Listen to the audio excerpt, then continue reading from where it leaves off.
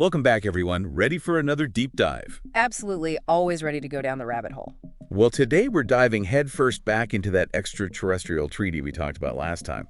The one from 1966. Right, the one with some serious implications for humanity, especially with 2026 looming. Exactly. It really breaks down the potential situation we're facing. Not gonna lie, kind of unsettling stuff. Yeah, no kidding. It really paints a complex picture, doesn't it? It does. A treaty signed back in '66 with a midpoint deadline coming up in 2026 for all the final agreements to be finalized.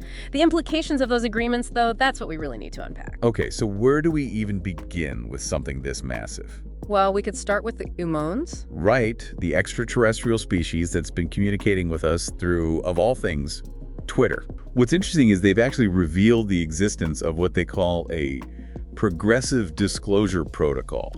Basically, a plan to gradually release information about extraterrestrial contact. And they're not exactly thrilled with all the fake news circulating about official contact either. It seems to really frustrate them. Like they're trying to get the real information out there, but it's getting drowned out by all the noise. Yeah, because their whole thing is that official contacts, and I mean real official contacts with extraterrestrial beings, have already happened. They're claiming they've made contact themselves. And to be fair, they haven't exactly been shy about sharing information. Nope, not at all. In July of 2023, they even tweeted that the major nations of the world have been informed about this contact. They said the next steps are pending. So things are definitely happening behind the scenes beyond what we're seeing publicly. It makes you wonder about the extent of it all. Definitely.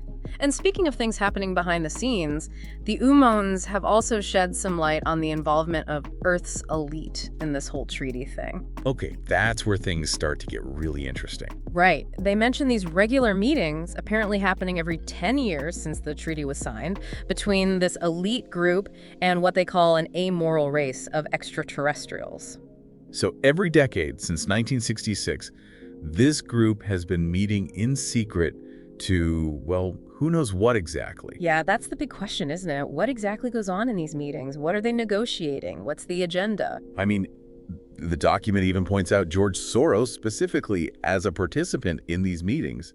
It also mentions an image of Hillary Clinton holding a book about extraterrestrials while meeting with Lawrence Rockefeller. A lot of connections and hints being dropped there. It even ties all this back to David Rockefeller and that alleged tweet he made about a new world order, the one from the day he died. Adds another layer to the whole thing, doesn't it? Makes you wonder about the motivations of everyone involved. Like, what are they hoping to achieve? Right. And the O.O.Ns, while they haven't explicitly laid out the specifics of what's being discussed, have made some pretty unsettling comments about potential consequences of this treaty. They've even mentioned something called full birth control. Okay, that's a pretty loaded term. It implies a level of intervention in human reproductive processes that's, well, it's pretty unsettling, to say the least. What exactly does that mean? We can only speculate, but it definitely paints a picture of a future where humanity might not have complete control over its own destiny. And that's not the only unsettling detail they've shared. They've also said that we can expect to see extraterrestrial visitors becoming less stealthy. Oh, yes. Maybe it's a way to try and get us used to their presence, kind of a soft disclosure before whatever happens in 2026. Leading up to the big reveal. Exactly. But let's not forget about the hard numbers the document highlights. A 1 to 2,000 ratio of extraterrestrial visitors to human inhabitants, plus a land grant of 1 square mile per visitor. Wow. Those are some pretty significant numbers. When you think about the potential impact on resources, on territory, on just, well, everything. It's a lot to wrap your head around. It is, and it aligns with some of those theories about, the elite's supposed interest in depopulation. Right, the idea that there's a plan to reshape society, reduce the population, and basically create a world that benefits a select few. When you put it all together, it's hard not to consider that possibility. It's definitely a lot to unpack, and we have to remember that we're dealing with exopolitics here. Yeah. Power dynamics and strategic maneuvering, they're all at play, and likely on both sides of this treaty. So we have these elites potentially working with these, well, less than ethical extraterrestrials, and who knows what kind of deals are being struck. It's like something out of a sci-fi thriller. Except it's not fiction, it's something we're facing right now. And the O.O.Ns, they've been pretty clear about the goals of this amoral race. They're not here to loot our resources, which is what some people think. Okay, so what do they want then? They want to establish a colony a colony led by a specific genetic family, and over time they plan to extend their legislation across the globe. So potentially a gradual takeover of human governance. It seems that way. And the document doesn't shy away from the darker side of this treaty. It mentions unfriendly penalties for certain elites who haven't met the treaty's requirements. Wait, so there's infighting even among the elite? Apparently so. It seems not everyone is on board with this plan, or perhaps they're just not meeting their end of the bargain. Either way, it adds another layer of complexity to an already complex situation. So much for unity in the face of an extraterrestrial treaty. Right. It seems like everyone is looking out for their own interests, even when the fate of humanity is at stake. Okay, so we've got this amoral race, this treaty, and all these unanswered questions. But who exactly are these extraterrestrials?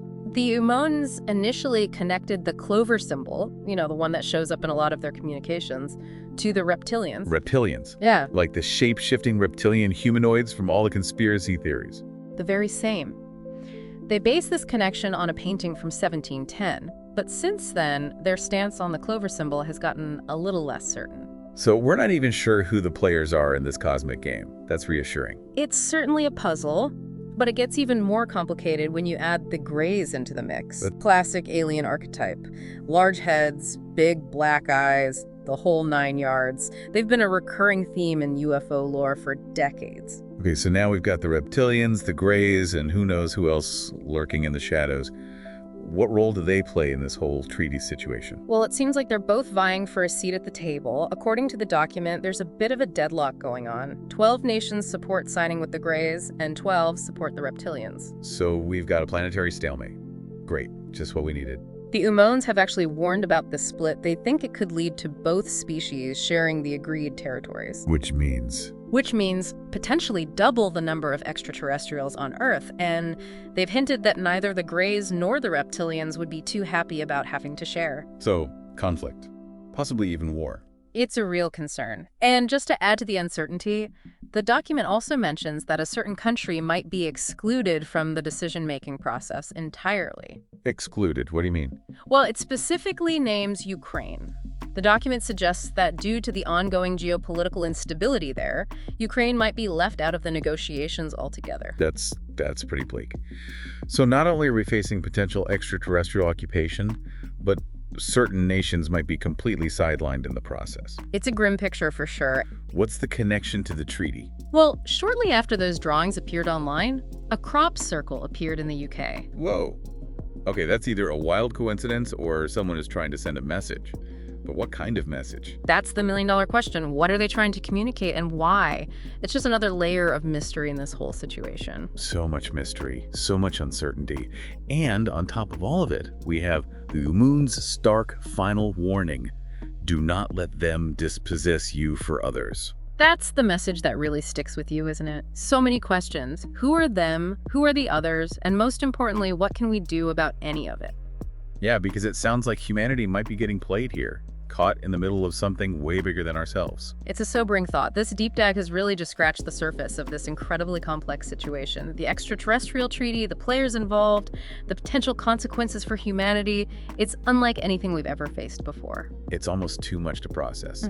And I think we're only just beginning to understand the true scope of what's at stake. Absolutely. But we have to keep asking those questions, even if the answers are unsettling. We need to keep searching for information, keep analyzing, keep trying to make sense of it all. Because the more we understand, the better equipped we'll be to navigate whatever comes next. Exactly. It's a lot to take in, I know. And I think it's really important as we go deeper into this whole extraterrestrial treaty thing that we try to approach it with some level of detachment. You know what I mean? Detachment, like emotionally. Yeah, exactly. Exopolitics, I mean, that's what we're talking about here, right? The political implications of extraterrestrial life.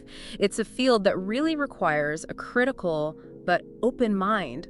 We have to be able to look at these concepts objectively, even when they're a bit unsettling. It's definitely a lot to process, and I'm sure our listeners are feeling it too.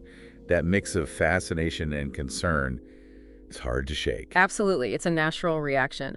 But one thing that's always struck me about the O.O.N and their communication is, their tone. It's so matter-of-fact. Yeah, it's like they're just laying out the facts, even when they're talking about these really sensitive topics. There's no hype, no drama. Exactly. No sensationalism, which honestly makes them seem even more credible. They're not trying to sell us on anything, they're just presenting information as they see it.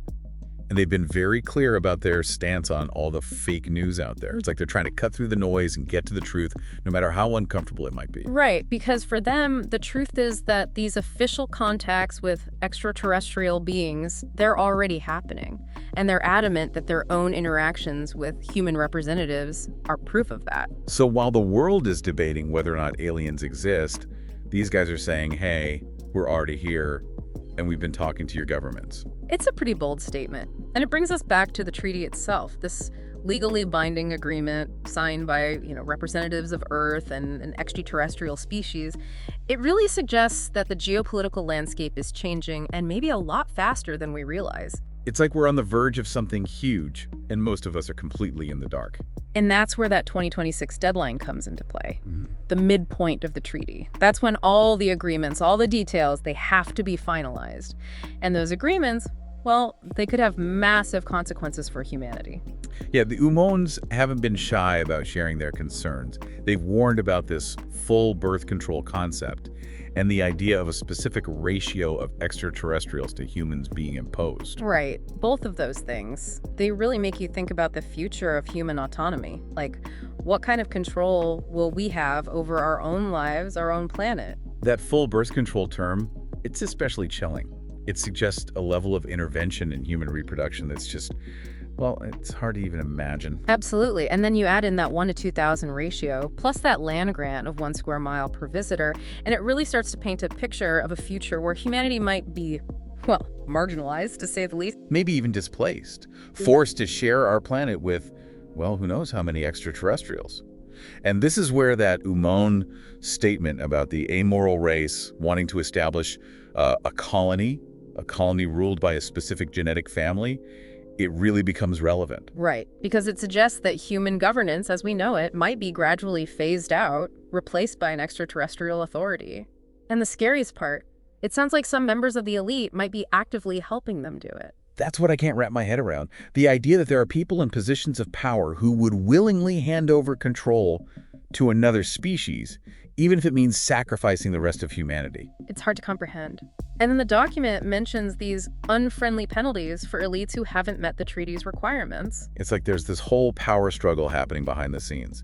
A battle for control, even among those who are supposed to be in charge. It's a mess, and the lack of transparency from our own governments, it just adds to the confusion and the fear.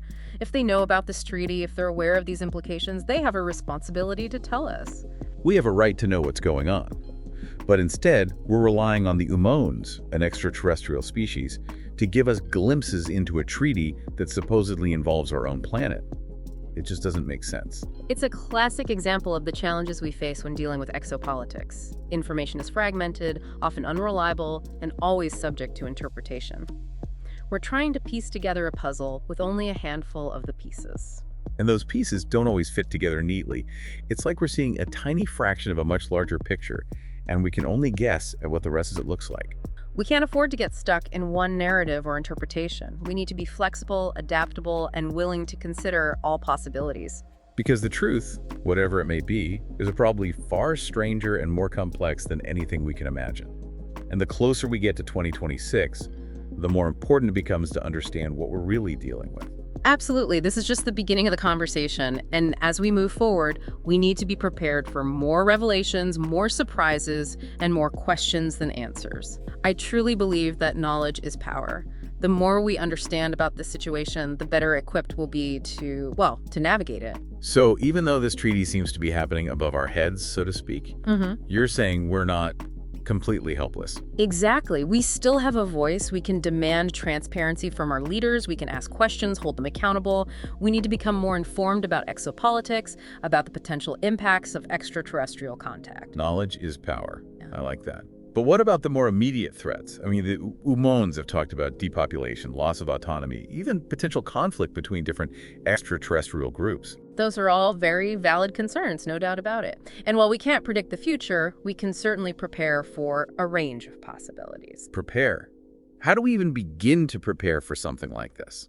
Well, for one, we need to start thinking about peaceful coexistence. How do we navigate interactions with other intelligent species, especially if their goals don't align with our own?